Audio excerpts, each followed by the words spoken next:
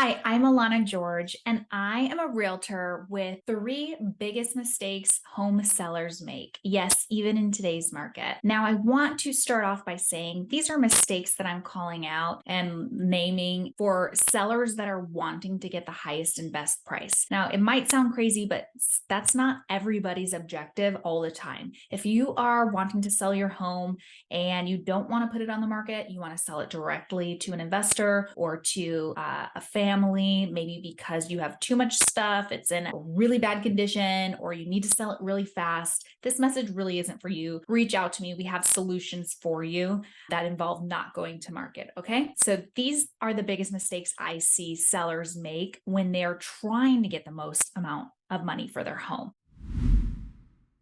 So, first up, and this is going to sound very blunt. I probably wouldn't be this blunt to your face, but I can't see your face. So I'm going to be very honest. Do not hire a part time realtor. Do not hire your coworker's brother in law's uncle who happens to have his license and has sold a home once a year for the last 30 years. They are not doing enough business to be in the market and to know this like the back of their hand. You can't be good at anything that you don't do often. Does that make sense?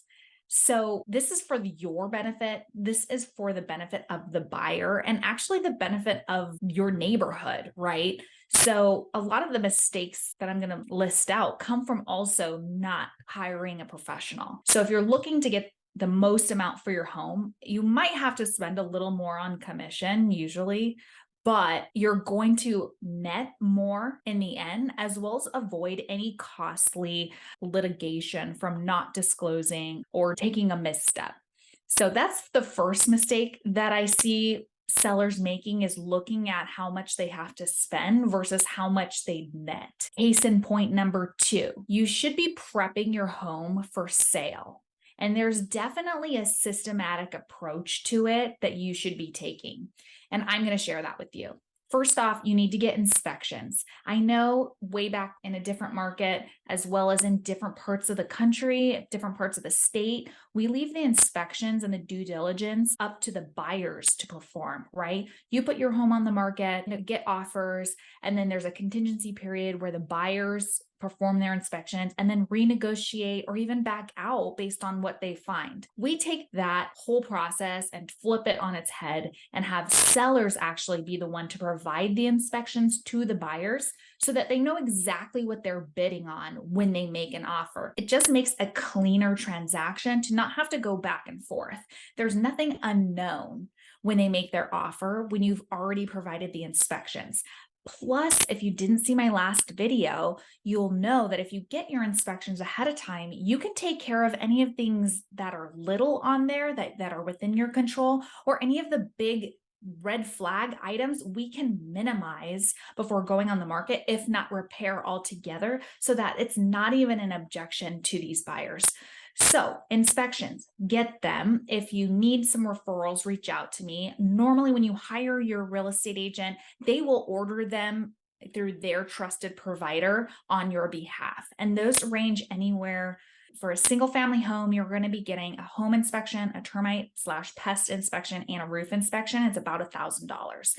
So condos a little bit cheaper. You're not going to get a roof inspection because that is covered by the HOA. Another way to prep your home is by staging it and taking professional photos.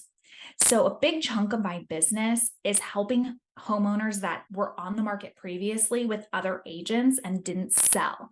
And I take a look and I say, this is the new game plan. And it just about always entails professional staging and photos. And I'm going to provide you some examples right here. Here we see a home that didn't sell last year. And these are the photos that the prior agent took. As you can see in some of the photos, you can actually see her reflection holding her phone up. These were not appealing to the buyers. It doesn't showcase the space or the light or colors, really anything about the property. It's worse than a rental at this point.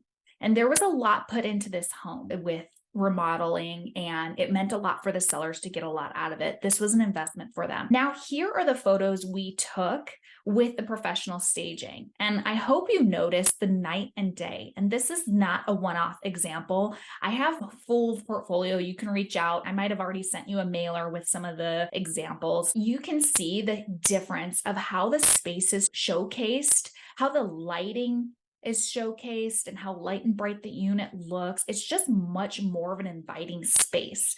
And buyers will pay for that. We're not just selling a home, we're selling them this dream life that they would like to live. That's why we have this beautiful furniture. Is their furniture going to look like that? Probably not. It's going to be bulky and comfortable and not furniture that we actually buy. This is selling a lifestyle of a minimalist, clean person that they're never going to be, but they'll pay to think that they will be. So anyways, that's the story with that. You definitely want to prep your home for sale. So inspections, and you definitely want to get it professionally staged. Even if some of your stuff is there, we can partially stage it just to make it a little bit more modern for today's buyer. And then professional photos. So these vendors are available through hiring a professional real estate agent. I happen to work with the best stager in all of the Bay Area, so I'm super proud of that. She's also a designer, so if you're looking for an interior designer, let me know. I can definitely help you with that. And the third mistake is not talking to your CPA before selling. So you definitely need a plan accounting wise for selling your home if you've been in it for a long time, right? We're looking at capital gains taxes, or if this is an investment property, right? We're going to want to look at 1031 exchange options. I'm not a CPA. I'm not an attorney. I just work with a lot of clients that are in this situation.